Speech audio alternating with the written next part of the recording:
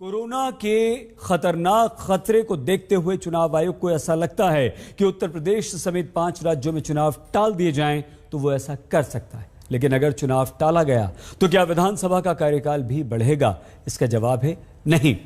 अगर कोरोना को देखते हुए चुनाव को लंबे समय तक के लिए टाला गया तो 5 राज्यों में राष्ट्रपति शासन लगाया जा सकता है। संविधान में एक बार में 6 महीने के लिए राष्ट्रपति शासन लगाने का प्रावधान है और उसके बाद इसे बढ़ाया जा सकता है। पूरी दुनिया एक तरफ क्रिसमस और न्यू ईयर के सेलिब्रेशन की तैयारियां कर रही है और दूसरी तरफ ओमिक्रॉन अपनी रफ्तार या बहुत तेज रफ्तार से बढ़ रहा है। आज स्वास्थ्य मंत्रालय ने भी मान लिया है कि इस समय दुनिया कोरोना संक्रमण की चौथी लहर से जूझ रही है। स्थिति यह है कि अब तक 108 देशों में ओमिक्रॉन के मामले आ चुके हैं और जहां तक हमारे देश भारत की बात है तो हमारे देश के 17 राज्यों में ओमिक्रॉन के मामले सामने आ चुके हैं। अभी तक हमारे देश में 358 मरीजों में ओमिक्रॉन की पुष्टि हो चुकी है। केरल, महाराष्ट्र, तमिलनाडु, पश्चिम बंगाल, कर्नाटक, मिजोरम, दिल्ली सबसे ज्यादा प्रभावित राज्यों में हैं। हमारे देश में मिले कुल ओमिक्रॉन मरीजों में से 183 मरीजों पर हुई एक स्टडी में यह पाया गया, इनमें 73% मरीज विदेश से लौटे थे, 70% मरीज बिना लक्षणों वाले थे, 91% मरीज पूरी तरह से यानी कि दोनों वैक्सीन ले चुके थे, वैक्सीनेटेड थे। वैक्सीनेटेड लोगों में से कुछ लोगों को बूस्टर डोज भी लग चुकी थी। इस विश्लेषण के बाद यह बात बहुत अच्छी तरह से समझ में आ जाती है कि फुल्ली वैक्सीनेटेड होने के बाद भी ओमिक्रॉन किसी भी व्यक्ति को संक्रमित कर सकता है। मतलब यह हुआ कि वैक्सीन आपको ओमिक्रॉन के खतरे से बचा नहीं पाएगी और इसीलिए ओमिक्रॉन से बचना बहुत ज्यादा जरूरी है।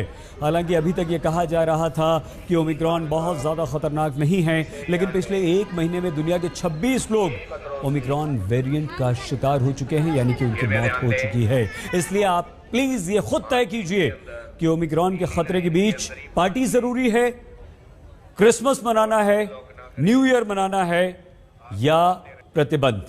वैसे पूरी दुनिया में बहुत बड़ी संख्या में लोग 2022 का स्वागत प्रतिबंधों के साथ करने जा रहे हैं।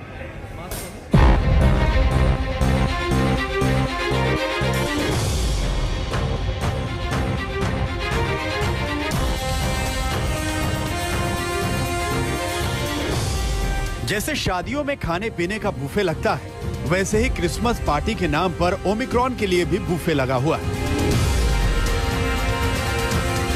क्रिसमस ईव के दिन ये सुनकर बुरा लग सकता है, लेकिन पूरे विश्व में क्रिसमस पार्टी की तैयारियां हो रही हैं और ओमिक्रॉन के केस दिन दूनी रात चौगुनी रफ्तार से बढ़ रहे हैं।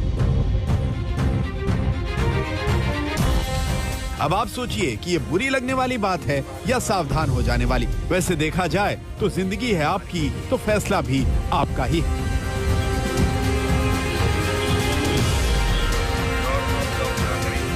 लेकिन आपकी जानकारी के लिए बता दें कि ओमिक्रॉन से बिगड़ रहे हालात पर कई राज्यों ने कोविड संबंधी नियमों को लागू कर दिया है। केंद्र सरकार की चेतावनी ने राज्यों को अलर्ट कर दिया था।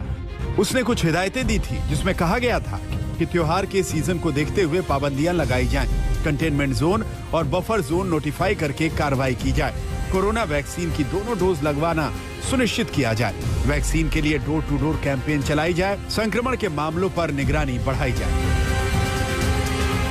केंद्र की हिदायत पर ओमिक्रॉन के खतरे को देखते हुए अभी तक 10 राज्य क्रिसमस और न्यू ईयर से पहले पाबंदियां घोषित कर चुके हैं। मध्य प्रदेश, उत्तर प्रदेश, राजस्थान में नाइट कर्फ्यू है। गुजरात में 8 प्रमुख शहरों में 31 दिसंबर तक नाइट कर्फ्यू है। ये शहर हैं अहमदाबाद, राजकोट, सूरत, वडोदरा, जामनगर, भावनगर, गांधीनगर और जूनागढ़। दिल्ली, महाराष्ट्र, कर्नाटक और ओडिशा में क्रिसमस और न्यू ईयर पार्टियों पर रोक है। तमिलनाडु में वैक्सीन की दोनों डोज लगवाने वालों को ही पार्टी की छूट है। तेलंगाना के एक गांव ने खुद पर 10 दिन का लॉकडाउन लगा दिया है। उत्तर प्रदेश ने कोविड की नई गाइडलाइंस जारी कर दी है। नाइट कर्फ्यू का ऐलान कर दिया गया है। नोएडा और लखनऊ में तो धारा 144 लगा दी गई। 25 तारीख से यूपी में रात 11 बजे से सुबह 5 बजे तक के लिए नाइट कर्फ्यू रहेगा।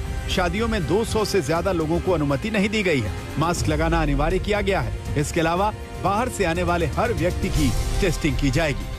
न्यायालय का आदेश होगा और जैसा भी स्थिति होगी, कोरोना गाइडलाइन का पालन उत्तर प्रदेश में होगा, लेकिन हम स्थिति का आकलन सरकार कर रही है और जो भी स्थिति होगी, जनता की सुरक्षा हमारे लिए प्रथम है और जब इस प्रकार की कोई सूचनाएं होंगी तो हम सुरक्षा के सारे उपाय, चिकित्सा के सारे उपाय हम लोग उत्तर प्रदेश सरकार करेंगे। यहाँ गाजियाबाद की ये तस्वीरें भी देखना बनती है। सोशल डिस्टेंसिंग तो दूर की बात, बाजारों में इक्का दुक्का लोग ही मास्क पहने हुए नजर आ रहे हैं। इस तरह की तस्वीरें किसी भी राज्य के लिए खतरे वाली बात है। यूपी में नाइट कर्फ्यू को इसी साल सितंबर में हटा दिया गया था।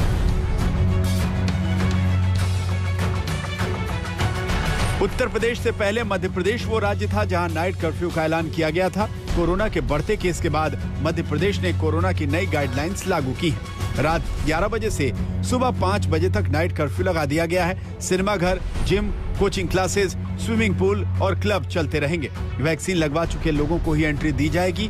स्कूल, कॉलेजों और हॉस्टल्स में काम करने वालों को दोनों डोज लगवानी होंगी। दुकानदारों को भी वैक्सीन के दोनों डोज अनिवार्य कर दिए गए हैं। मास्क न लगाने पर जुर्माना लगाया जाएगा। सोशल डिस्टेंसिंग का पालन कराया जाएगा। देश भर में कोरोना के नए वेरिएंट ओमिक्रॉन की बढ़ती दहशत और मध्य प्रदेश में कोरोना के बढ़ते मामलों को देखते हुए एक बार फिर से नाइट कर्फ्यू की वापसी हो गई है। नए साल के जश्न की जो सार्वजनिक जगहों पर तैयारियां होती थी, बड़े आयोजन होते थे, उस पर भी पाबंदी लग जाएगी। अगर अब नए साल का जश्न मनाना है तो लोग अपने घर में ही जश्न मना सकेंगे, क्योंकि रात 11 से सुबह 5 बजे तक लोगों के बाहर निकलने पर अब पाबंदी रहेगी। दरअसल ये फैसला इसलिए लेना पड़ा है क्योंकि मुख्यमंत्री शिवराज सिंह चौहान ने कोविड समीक्षा बैठक के दौरान ये पाया कि मध्य प्रदेश में नवंबर के महीने के मुकाबले दिसंबर के महीने में जो कोरोना का संक्रमण है वो करीब 3 गुना बढ़ गया है। देश में ओमिक्रॉन के कुल मामलों में महाराष्ट्र में सबसे ज्यादा मामले आए हैं। इसी वजह से महाराष्ट्र सरकार खास सावधानी बरत रही है। मुंबई में ही कल कोविड केसेस का आंकड़ा 600 के पार चला गया। राज्य में ही कोविड केसेस का आंकड़ा एक बार फिर से 1000 के पार चला गया। ओमिक्रॉन केसेस में भी बढ़ोतरी हो रही है। मुंबई में ही खुद अब 35 ओमिक्रॉन के मामले सामने आ गए हैं। क्रिसमस और न्यू ईयर्स पास है, ऐसे में कोविड एक्सपर्ट्स ने यह कहा है कि नियमों और कानूनों को और ज्यादा कड़क करने की जरूरत है। कोविड गाइडलाइंस अपनी जगह हैं और लोगों की लापरवाही अपनी जगह। हमने आपको दिल्ली की सरोजनी नगर मार्केट का हाल दिखाया था। ओमिक्रॉन से तीसरी लहर आने की आशंका के बीच ये तस्वीरें डरावनी हैं। अब इसी पर दिल्ली हाई कोर्ट ने सख्त टिप्पणी की है। कोर्ट ने कहा है कि ये केवल महामारी का मुद्दा नहीं है, वहाँ भगदड़ भी मच सकती थी। ये भीड़ सैकड़ों लोगों की मौत की वजह बन सकती थी। इस वक्त मौजूद है दरियागंज के अंदर, जहां पर आपको जो कोरोना के नियम हैं उनकी सीधे तौर पर धज्जियां उड़ती हुई नजर आएंगी। सोशल डिस्टेंसिंग और मास्क जैसी जो नियम है वो फॉलो होते हुए नजर दिल्ली के अंदर जो है फिलहाल नजर नहीं आ रहे हैं। सरकार भी इस पूरे मामलों को लेकर के काफी चिंता में है और यही वजह है कि दिल्ली सरकार की तरफ से कल रिव्यू मीटिंग जो है वो बुलाई गई थी, जिसमें ओमिक्रॉन के अगर मामले और कोरोना के मामले जिस तरीके से तेजी के साथ बढ़ते हैं तो उसमें होम आइसोलेशन जैसी व्यवस्था को और बेहतर किया जाए। इसके अलावा टेस्टिंग की व्यवस्था को भी दुरुस्त किया जाए ताकि कोरोना के बढ़ते मामलों को रोका जा सके। भोपाल से रवीश पाल सिंह और मुंबई से पंकज उपाध्याय के साथ आज तक ब्यूरो।